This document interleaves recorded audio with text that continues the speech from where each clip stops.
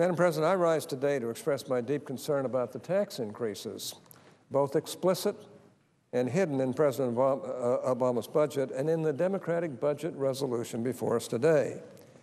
Erwin Griswold, the former Solicitor General under Presidents Lyndon B. Johnson and also President Richard M. Nixon, once said, quote, "We have long had death and taxes as the two standards of inevitability. But there are those who believe that death is the preferable of the two. At least as one man said, there's one advantage about death. It doesn't get worse every time Congress meets," unquote. Unfortunately, this budget would lead to taxes getting worse. In fact, they would get much worse, and not just for the so-called, quote, well-off and well-connected, unquote, as the budget refers to those who are targeted for explicit tax increases. The title of President Obama's budget is, quote, "An Era of Responsibility, Renewing America's Promise," unquote. However, this budget is irresponsible as to its implications for the next generations. As I've mentioned before many times on this floor, I have 6 children, 23 grandchildren, and 3 great-grandchildren, and I'm very concerned about their future and the future of all of our families throughout America, just as all of our colleagues are concerned about their posterity as well. When I think about responsibility and the promise of America, I think about these next generations, both in my family and in the families of my constituents, and others, of course.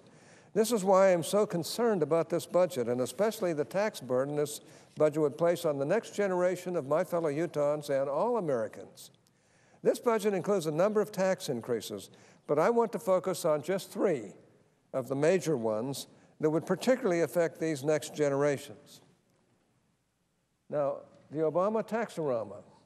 There will be a tax hike on America's industrial output and energy, a tax hike on America's job creation, and a tax hike on America's competitiveness.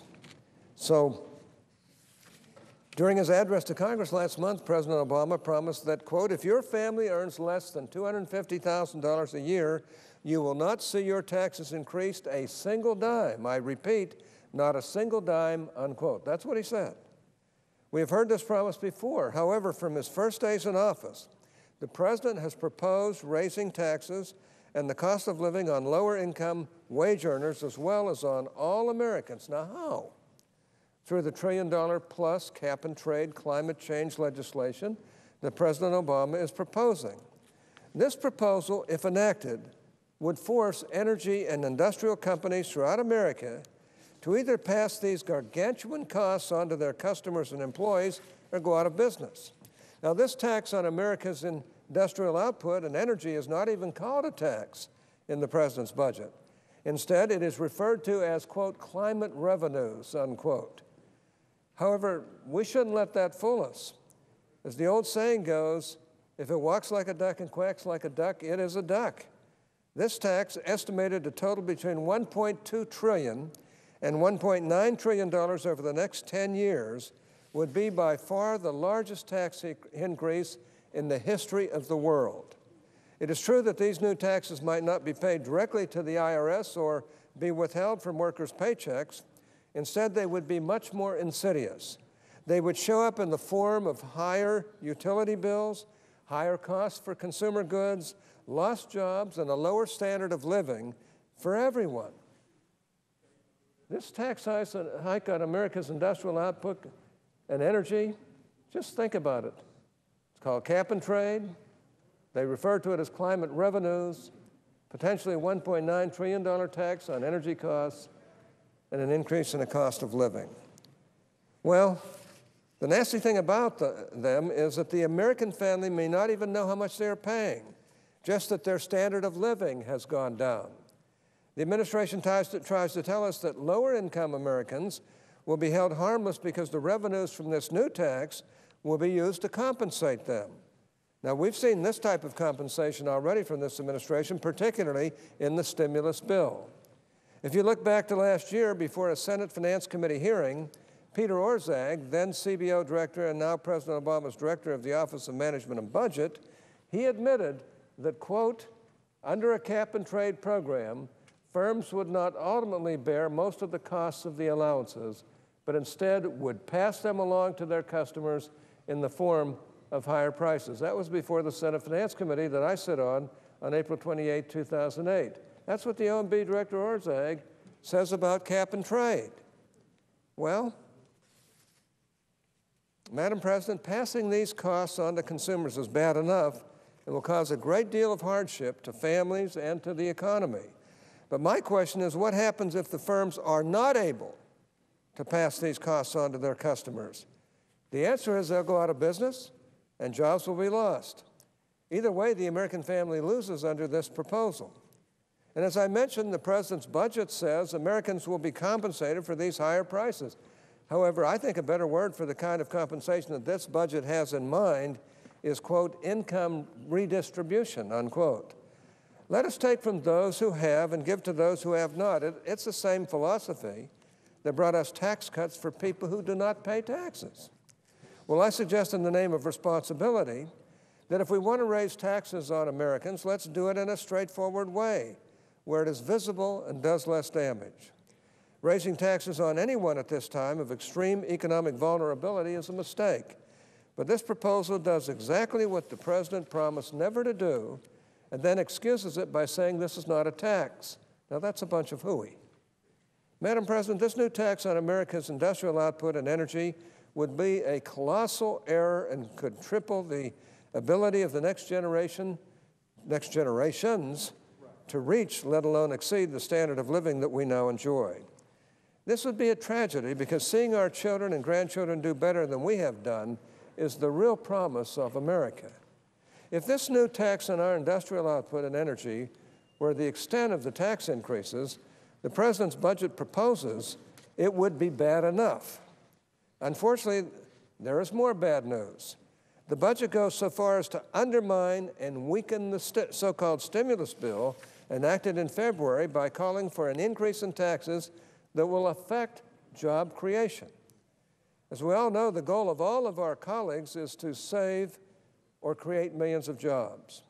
The explicit tax increases called for in the budget, however, would take away the very means for the private sector to perform this job creation.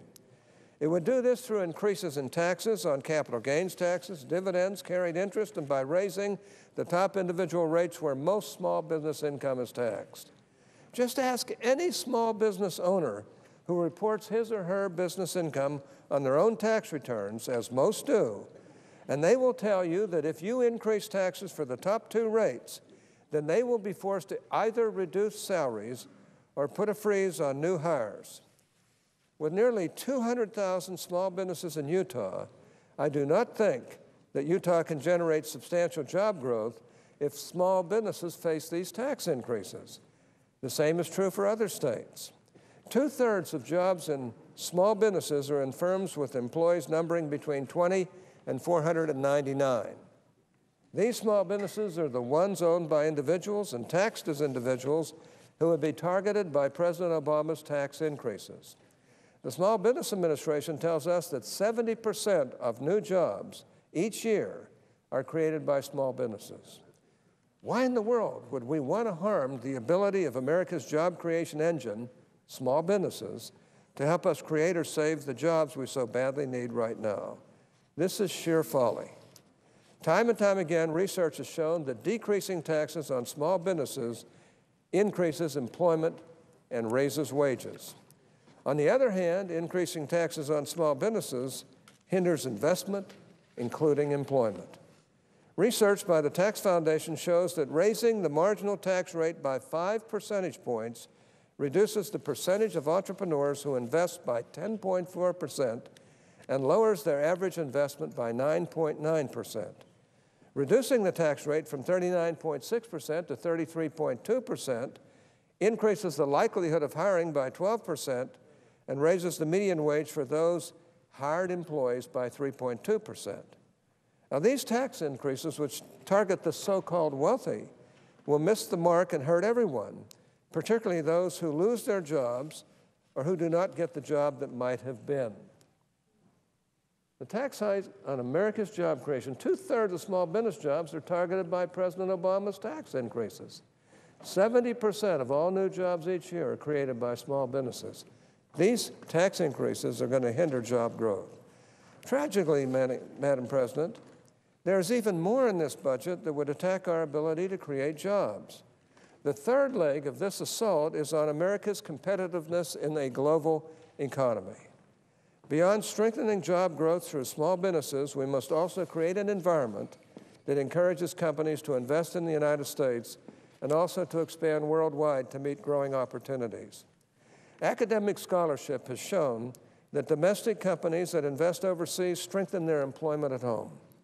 Unfortunately, we are moving in the wrong direction already. According to last year's listings of the world's largest companies, the so-called Global 500, only 8 of the top 25 corporations in the world were headquartered in the United States. 40 years ago, almost all of the top 25 were headquartered in America, were American firms. This trend has a significant impact on jobs and the economy in the United States. Just this past month, several energy companies have announced plans to move to Switzerland because of that country's low corporate tax.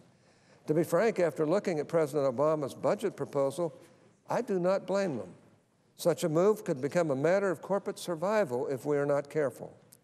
In fact, our system of worldwide taxation, coupled with one of the highest corporate tax rates in the world, is enough to cause any firm to think twice about locating its worldwide headquarters here. And this is before the changes included in the Obama budget, which could make the business landscape far less friendly. How are we supposed to be globally competitive when we have the second highest corporate tax rate in the world? Our corporate tax rate is currently at 35%, second only to Japan's, with the average global corporate tax rate around 26%. It is no wonder that many companies in the United States are looking elsewhere. These are tax hikes on America's global competitiveness. Think about that. Domestic companies that invest overseas strengthen their employment at home. The U.S., one of the few major nations to tax companies on a worldwide income.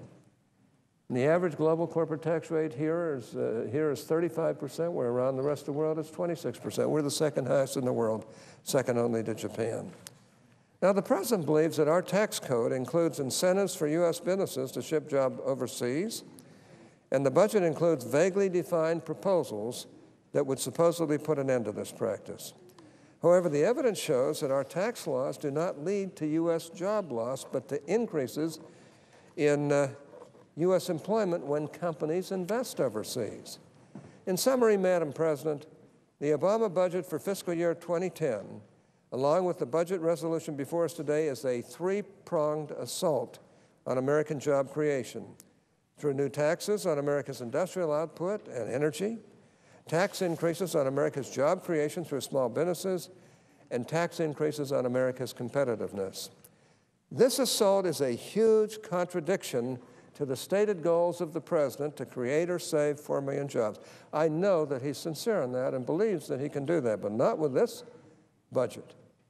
While it is true that most of these tax increases would not hit until 2011, this is likely to be just as dangerous a time for these job-killing tax hikes as 2009 would be. Most economists believe that if we are lucky, we will just be beginning to recover from this ugly recession in 2011. Instead of these anti-growth policies, we should be enacting policies that support investment and growth. The great American satirist Ambrose Bierce once described responsibility as, quote, a detachable burden easily shifted to the shoulders of God, fate, fortune, luck, or one's neighbor. In the days of astrology, it was customary to unload responsibility upon a star, unquote. In President Obama's budget titled The Era of Responsibility, President Obama is attempting to unload responsibility on future generations. This is the wrong way to go. I hope we can make some changes to the budget this week that would help us grow the economy instead of growing the size of the government. A stronger economy is the best legacy we can leave to the next generation. I yield the floor.